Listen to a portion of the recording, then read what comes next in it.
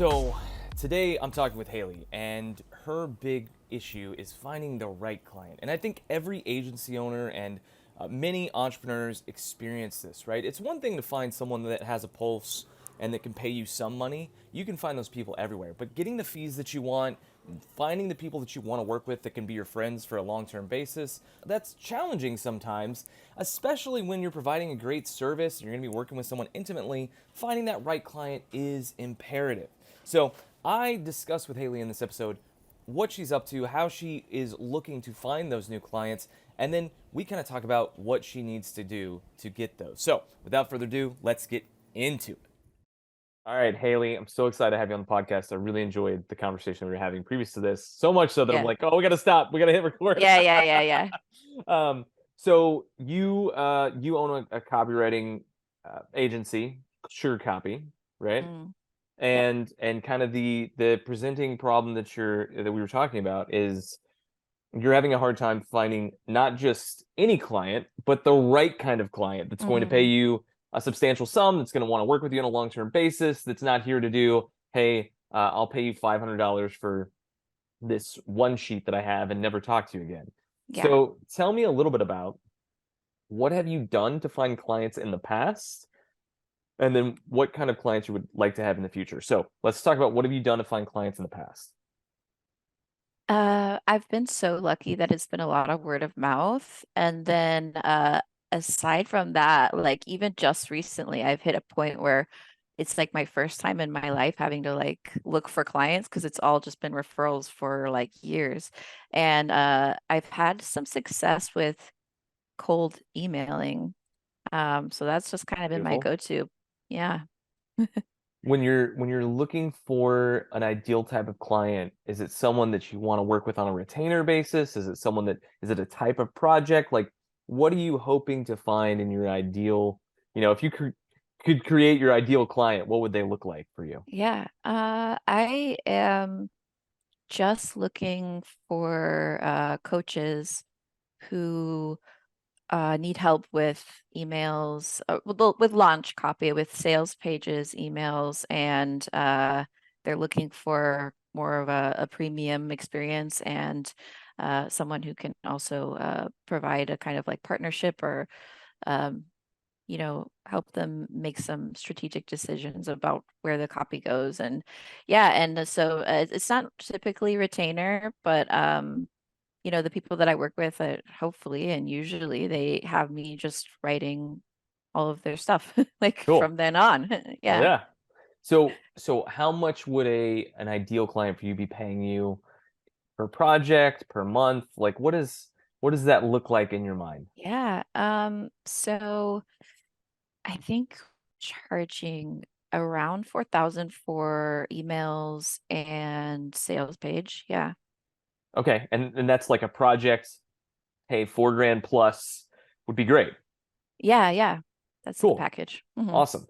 So whenever you're approaching people, what size coaches and consultants are you kind of engaging with? Like, how much revenue are they doing? Is it just them? Do they have a team? Tell me a little bit Yeah. about what you've been aiming at right now. Yeah, usually they have a small team, and I would say that the lowest amount of revenue is around like 350,000 a year. Cool. Yeah. Do you have a list? Like, are there coaches out there that you're like, oh man, if I could work with that person, that would Oh be a yeah, dream. yeah. Okay, Yeah. so how big would that person be? Like, how many people are on their team? What are they selling? Like, tell me a little bit about Yeah. some of those dream clients. I, I don't know. It's interesting because I've worked with really small coaches that are making like a huge impact, but then I've worked with like celebrities and I don't Yeah, know. It's just like a wide range really. And I just kind of shoot for the moon when I'm like cold emailing. yeah. Um, So here's an exercise that I would encourage you to do. Go Yeah. write down a list of dream clients. Make it as big or as small as you want. So as small as you want, don't make it less than 10, but make it as big as you want. So you could have 35, 50, 100 people on that list. Because that's going to give us window into your psyche around who you would like to work with. Yeah. The other thing that I think would be interesting, Haley, is that as you engage, they want to know what you can do for them. And then you're a copywriter. So I'm sure that your copy and your cold emails is great and you're getting good responses. Yeah. And one of the things, as someone that owns a outsourced SDR firm that books meetings and also they do one-to-one marketing as well, we do this for a lot of our clients. So I kind of have some thoughts to share with you in this space. Yeah. So one is, once you create that list, go see who else looks like them, right? Like, so if Mm. it's a team, I'm trying to think about some, do you mind name dropping one that you would love to work with? Because I think that may be fun. Oh, you know, he has a huge team. It just like popped in my mind, like Tony Robbins, but he's like huge. Yeah. Yeah, But it's but like the same. Yeah. guess what? They freelance stuff all the time. Yeah. I had a very good friend who was working for Michael Hyatt, and they're like a $10 Mm. million a year coaching program. They brought freelancers in all the time, and they would do, and freelance copywriters in particular, and they would do all sorts of stuff from writing sales page copy to actually writing scripts that then Michael Hyatt would read for the video series that they're, selling. And so there's Yeah. all sorts of opportunities. Even Tony Robbins obviously is probably the biggest in the world. Yeah. Yeah. But I'm sure that they have opportunities because why? The team changes, they have no bandwidth, they're handling other stuff, whatever, right? And so, great. Okay, so Tony Robbins, awesome. Why are you drawn to him? Is it just the prestige, or is it like you have been affected by his coaching? Tell me a little bit about why you like him. Yeah, I think he's just why he popped in my head. It's kind of just like the quintessential inspirational brand, and that's my thing, like just inspirational brands and inspirational copy. That's the yeah, the I love it. tone that I'm good at. Yeah. Okay, so inspirational. Do you have any because you could do inspirational and there's so many places you can go with that, Yeah, yeah. but I love that. That's great. And I wonder if there's a way for you to go look at who perhaps would be the right person to connect with at his organization. Mm, And here's just a thought. So this is a one-to-one marketing tactic. Instead of going, hey, here's a cold email or here's a cold LinkedIn outreach, can I work for you? Just be their friend. So this is something that I've actually done. I never, Haley, everyone that listens to this knows this, but I never prescribe or like suggest anything that I don't currently do for myself. yeah. So this is stuff that I actually do in real time. And one of the things that I've done is there have been some clients that I want to work with. I just go, man, I know I can help you. I know that we've got something that's really cool. And so what I'll do is I'll find them on LinkedIn, follow them there. I go try and follow them on Twitter or Instagram if I can find them. Sometimes that's a challenge, but Hmm. sometimes I can find them. And so there's this one guy that like I knew that I could help him. And I went and looked at his LinkedIn and it was all very professional. And that's cool, but like there was nothing there that was going to help me. So then I went to his Twitter page, which I don't know, it took me 20 minutes to find. And I started scrolling through and I noticed he's a soccer fan. Well, he wasn't a fan of any particular team, but he lives in Denver, Colorado. So I thought, you know what? I bet he likes the U.S. men's national team. So I'm going to get him Christian Pulisic's signed mini soccer ball. It cost $180. And so I was liking and commenting on his tweets. I was liking and commenting on his posts on LinkedIn. This took a month, like this was Yeah, like a yeah. short-term play. And then eventually I said, hey, man, I would like to send you a gift. Can I send you something? I know it's going to be cool. Like, I'm not going to send you something that's chintzy. Is it cool if I just send you something in the mail, either to your office or your home, whichever you feel most comfortable with? And he said, yeah, just send it to my house. And so he like gave me his home address. I bought him the soccer ball. It was $180. I sent it to his house, and then I didn't hear anything for 3 weeks. So I finally I knew his email. So I finally emailed him. I said, hey Yeah. man, we've been talking on LinkedIn, we've been talking on Twitter. I sent you this signed soccer ball in the mail. I just want to make sure you got it. Which he said, oh my gosh, I did get it. That was the coolest thing ever. Usually I just get some swag or something that's cheap and I chuck it. He's like, I love this. And he goes, I've been meaning to reach out and say we need to set up a meeting with our CEO. So we did. We closed the deal on the spot. And they have been a long-term client since, just because we took this approach where it was like, instead of being like, hey, I've got something to sell you, it was like, hey, can I just be your friend at first? Hmm. And now let me sell you on the back end. So that could be a way to get into some of those bigger organizations. Yeah, that's the long con. The long one. Yeah. Yeah. And it's like, it's, if you get, if you get a deal with Tony Robbins, you say, hey, listen, it's $4,000 for this. He's going to have you do 20 of those this year. Yeah, yeah, yeah. I mean, you could say it's $6,000. He'd still do 20 this year, Hmm. because if you do good work, which I know you do, I've seen your stuff. If you do good work, then he's going to want to use you again. And that's not an expensive line item for that organization. It's just not, Yeah, you know? yeah, And so it's one of those cool things where that can be a long-term relationship where he's not your only client, but he could be a large client that you can refer back to, that you can put on your website and be like, hey, I've done work for Tony Robbins.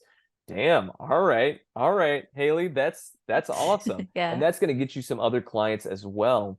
So that's one idea. I think that the cold outreach stuff, that's a great way to keep going about it. yeah. Do you have an outrageous offer that you throw out to them where it's like something that sounds too good to be true, but actually is very lucrative for you?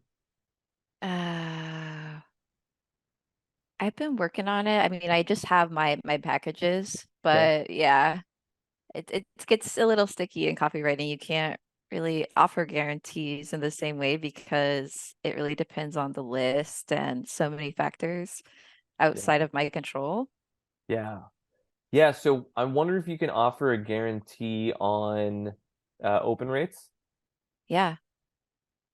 Just a thought. True. Like, and maybe it's not a certain percentage. Maybe it's saying like, hey, I guarantee that I'll increase your open rates by 50%. Mm, So like if they have a 20% open rate, you're like, I'll get you to 30. hmm, hmm. And we'll do that in 90 days. Yeah. And if I can't get it done, then I'll work for free for a month or something, Mm, you know? Um, because there may be something there where it's like, actually, and that would also allow you to charge higher prices. hmm. Why? Because they're getting hit up by copywriters all the time, right, Haley? And they're getting hit up by agencies and all sorts of other people. And they're like, how do I differentiate you? True. Well, Haley's more expensive. She's charging $7,500 for this project. This other agency's charging $5,500, but they don't have any sort of guarantee on results. But Haley's going to guarantee that we're going to see an increase in open rates. Yeah. So not conversions, because you're right. Do they have a good product? I don't know. Is the list that solid? I don't know. But I know that you write clever headlines. Yeah. True, true. Yeah. I have a big I have a million notes, but I have one that's like kind of reminding me to like work through this already that I Oh, need cool. to kind of yeah, I heard it in a audiobook. So I love it. yeah. I love it. Yeah, so I think there's something that could be had there that I think is really really fun. Um and then I wonder, have you set up a referral program for any of your past clients? Yeah, I just kind of sent out a broadcast about this like 3 weeks ago, right before I moved, and yeah, people were like, "That's cool," but I haven't had any bites yet. Yeah, one of the things that we've done at all of the agencies that I own Yeah. is we're just like, hey, listen, if you bring us a client, we will give you a credit of 2,500 bucks or whatever, for moving forward. And a lot of our agencies run on retainers that are 3,500 plus a month. So we're basically saying like it won't be a full month for free, but it'll be dang close. And what it's done is it's been a really beautiful way for us to just get new clients on a consistent basis because they enjoy working with us anyways. And so now it's just like a way for them to move the dial a little bit. And that's something that we've kind of done across the board, and it's been super effective. So I think that's interesting. I also think that there may be something too, Haley, where you start to look at your clients. This is something that we did. We look at our clients, we go, which are there any clients that would benefit each other? Yeah. Right? So like when you think about your coaches, maybe there's a health and wellness coach that you've worked with, Mm, and there's a mindfulness coach that you've worked with. What if you started to make introductions? Just be like, hey, listen, I think that there's some synergies here. Hate that word, but it's true. I think that there's some synergies here. Y'all will find something that is going to gel here. You're both fun people. You're both interesting. You have businesses that are growing. Your audiences are similar, but the overlap is not that great. And I think that you guys could do some joint venture stuff that would be really impactful. Well, now what happens, Haley, is they start to go, wow, A, thank you for the intro. B, when I need to grow my revenue, I go to Haley. Yeah. Very cool. Yeah. And so because that can turn into something for you. And if you do that enough where you're like, I'm the connector, okay, Haley's the connector, Yeah. you Yeah. know? Um, what what do you think about all this? I know you're kind of going, cool, cool, cool, cool, but is it helpful at all? It is helpful. I think, yeah, I especially like the first suggestion, the kind of the building rapport with someone and in a more like authentic and like long-term way. I'm curious how many times you've tried that and what the success rate of it is. It's really high. So Yeah. the one-to-one thing, if you do it Yeah. well, over the course of a year, you're going to close 25% of those. Mm, Why? Instead of doing cold outreach, right? Because I do both. Well, the difference is I'm interacting with them. I'm talking about not work things. And you love to work with your friends. And so if I just start to become a friend, it's really easy to close the sale because yeah. I just like you, Haley, Hmm. and you're just being kind to me and you care about me. You're not caring about you're coming across as I don't care about myself, you know? Um, and eventually what will happen, I've had this happen a number of times too, Haley, where I'll be interacting with somebody and after 6 weeks, they're like, okay, dude, what do you do? Like, who are you? What do you do? Like, what are you up to? You interact with all my posts. You're Yeah. super kind. You leave thoughtful comments. You don't just tweet about business. You're also tweeting about the things that interest you. So, like, I talk about sports a lot, so I'll connect with people on sports. I'll talk about movies a lot, so we'll connect on that. I'm a very eclectic person that has lots of interests. And what that allows me to do is just be very dynamic in my conversations and be like, oh man, have you read or did you see or like whatever. And I'll also do things where like after we've been engaged for in conversations for a while, I'll put a Google alert on their company name or on their name, and I'll see an article and I'll be like, "Oh my gosh, hey, did you know, Steve, that you got mentioned in this article? This is so cool. Well done." And Right. this has landed huge accounts for my clients and for myself. So these are some of the clients we've landed this way: Southwest Airlines, AT&T, Apple, Amazon, Costco. I mean, really large brands that, and some of them too, Haley, this is what's really interesting as well. When you build that relationship, you may be building it with the wrong person because they're not responsible for freelance copywriters. Mm, But now you have a relationship and you can say, well, hey, who on your team would be? And they go, oh, well, that's Susan.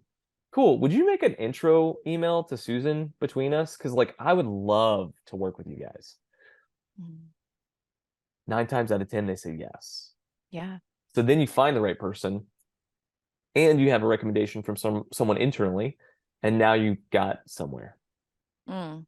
Yeah, I like that a lot. And I feel like it's such a great idea because the people that tend to be working or like connected to my ideal clients, they do have similar interests as me because that's why I chose this Yeah, niche. Yeah, so I think it's definitely possible.